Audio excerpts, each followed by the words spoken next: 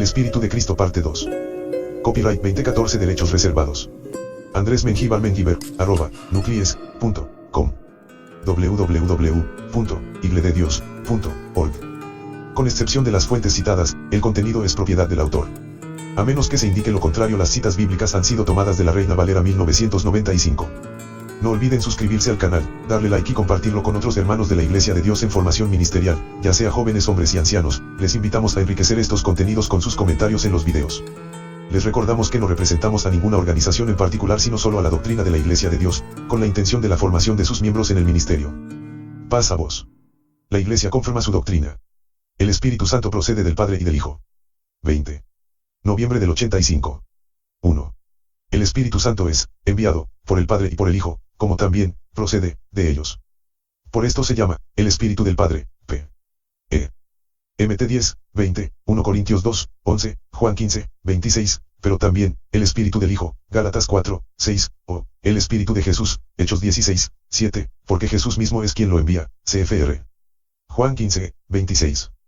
Por esto, la Iglesia Latina confiesa que el Espíritu Santo procede del Padre y el Hijo, que a Patre Filio que procedit, y las iglesias ortodoxas proclaman que el Espíritu Santo procede del Padre por medio del Hijo.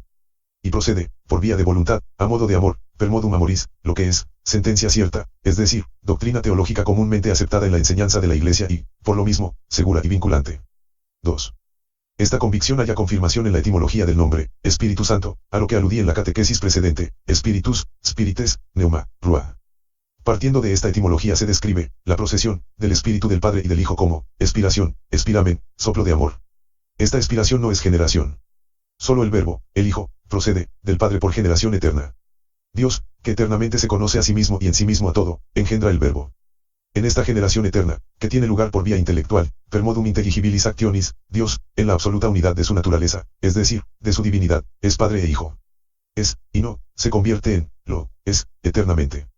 Es, desde el principio y sin principio. Bajo este aspecto la palabra, procesión, debe entenderse correctamente, sin connotación alguna propia de un devenir temporal. Lo mismo vale para la procesión del Espíritu Santo. 3. Dios, pues, mediante la generación, en la absoluta unidad de la divinidad, es eternamente Padre e Hijo. El Padre que engendra, ama al Hijo engendrado, y el Hijo ama al Padre con un amor que se identifica con el del Padre. En la unidad de la divinidad el amor es, por un lado, paterno y, por otro, filial. Al mismo tiempo el Padre y el Hijo no solo están unidos por ese recíproco amor como dos personas infinitamente perfectas, sino que su mutua complacencia, su amor recíproco procede en ellos y de ellos como persona, el Padre y el Hijo, expiran, el espíritu de amor consubstancial con ellos. De este modo Dios, en la absoluta unidad de su divinidad es desde toda la eternidad Padre, Hijo y Espíritu Santo. El símbolo, Kikunke, proclama, el Espíritu Santo no es hecho, ni creado, ni engendrado, sino que procede del Padre y del Hijo. Y la procesión, es per modum amoris, como hemos dicho. Por esto, los padres de la Iglesia llaman al Espíritu Santo, amor, caridad, dilección, vínculo de amor, beso de amor. Todas estas expresiones dan testimonio del modo de proceder del Espíritu Santo del Padre y del Hijo. Tomado de www.mercaba.org.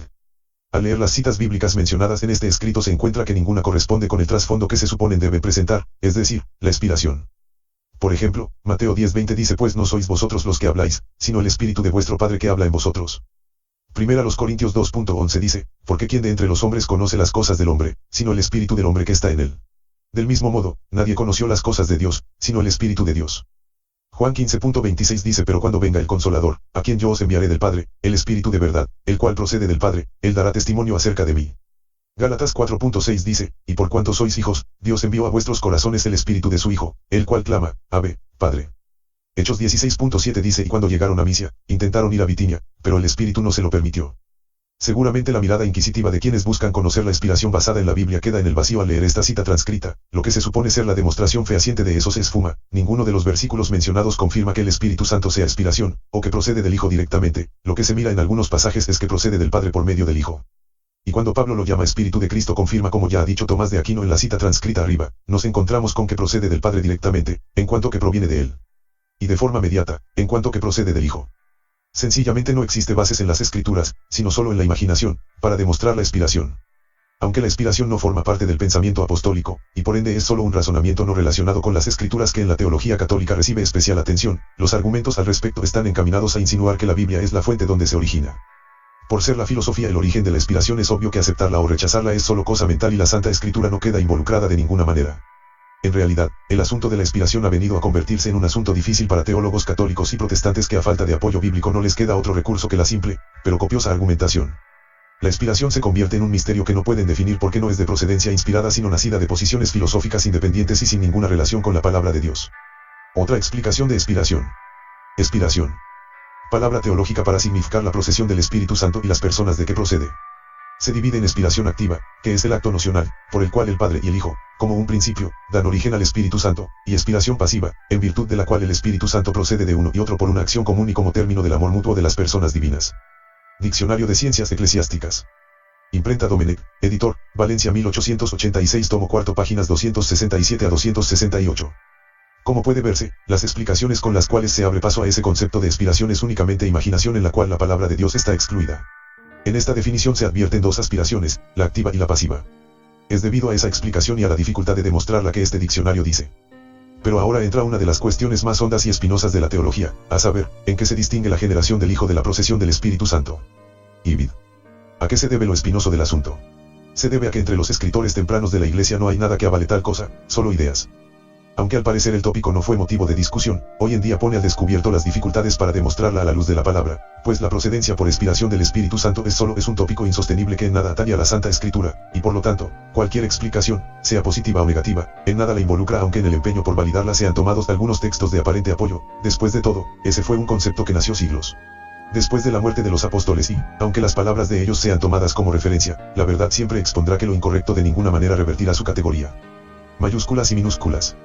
Una de las labores desarrolladas por los encargados de producir versiones de la Biblia es escribir con mayúscula inicial aquellas palabras que a su juicio las requieren. Por ejemplo, Dios se escribe con mayúscula cuando es una referencia al Altísimo, pero se escribe Dios cuando es una referencia a los dioses paganos, y así sucesivamente. Lo mismo sucede con la palabra espíritu, pues cuando ellos consideran que se refiere al Espíritu Santo lo escriben con E mayúscula, pero cuando consideran que se refiere a espíritu en términos generales lo escriben con E minúscula. Con todo y que eso es gramaticalmente aceptado como correcto, el uso de E mayúscula no siempre es acertado pues hay versículos en los cuales la palabra espíritu no se refiere al Espíritu Santo y sin embargo los productores de versiones usan la E mayúscula. Por ejemplo, en Génesis 1:2 dice que el Espíritu de Dios se revolvía o agitaba sobre las aguas, sin embargo, en la Complete Jewish Bible, Biblia judía completa, su autor ha escrito Espíritu de Dios con E mayúscula pues en su modo de pensar allí se refiere al Espíritu Santo. De igual manera procedieron los editores de la New King James Version, nueva versión del Rey Santiago. En español, la Biblia textual, la Reina Valera antigua, la Reina Valera del 60, la Biblia de las Américas, la Biblia al día, la Biblia latinoamericana, siguen el mismo punto de vista, es decir, en todas ellas aparece escrito espíritu con E mayúscula porque es del parecer de sus editores que Génesis 1:2 se refiere al Espíritu de Dios, lo cual es un error de interpretación puesto que ese es el espíritu creativo de Dios que estaba llevando a cabo tan maravillosa labor. En cambio otras versiones como la Reina Valera del 95, la Biblia de Jerusalén y otras más omiten la E mayúscula y traducen espíritu pues entienden que Génesis 1:2 no es una referencia al Espíritu Santo. Esto confirma lo difícil que es a los editores de versiones de la Biblia acertar cuando un escritor inspirado se refiere al Espíritu Santo y cuando se refiere a las diferentes manifestaciones de Dios, y conduce al lector a entender que la palabra espíritu, con E mayúscula, en las versiones, no siempre se refiere al Espíritu Santo. Tanto las escrituras hebreas como las griegas están exentas de esas dificultades pues tienen un solo estilo de abecedario, es decir, sus letras ni son mayúsculas ni minúsculas. Escriben Señor en términos generales siendo el lector el encargado de determinar si es referencia a Dios o a Dios. En hebreo, Ruach significa espíritu, pero la palabra en sí no define si se refiere al espíritu humano, al Espíritu Santo o a las diferentes manifestaciones de Dios. El mismo caso se da en las escrituras griegas del Nuevo Pacto pues pneuma, espíritu, sigue exactamente el mismo sentido. Así entonces, los lectores de la Biblia en nuestra lengua deben tener siempre presente que el uso de mayúsculas y minúsculas no es asunto bíblico, más bien depende de las casas editoras de Biblias. Por consiguiente, que algunas versiones escriban espíritu con E mayúscula no necesariamente se refiere al Espíritu Santo. Este y todos los estudios que hemos compartido del Centro de Recursos Ministeriales Sinaí de la Iglesia de Dios, pueden encontrarse en www.iglededios.org. Este canal no tiene fines de lucro. Si el propietario actual de lo generado en este canal no desea compartir dicha información, favor de hacerlo saber en algún comentario en videos del canal, no es necesario reportar al mismo. Paz a vos.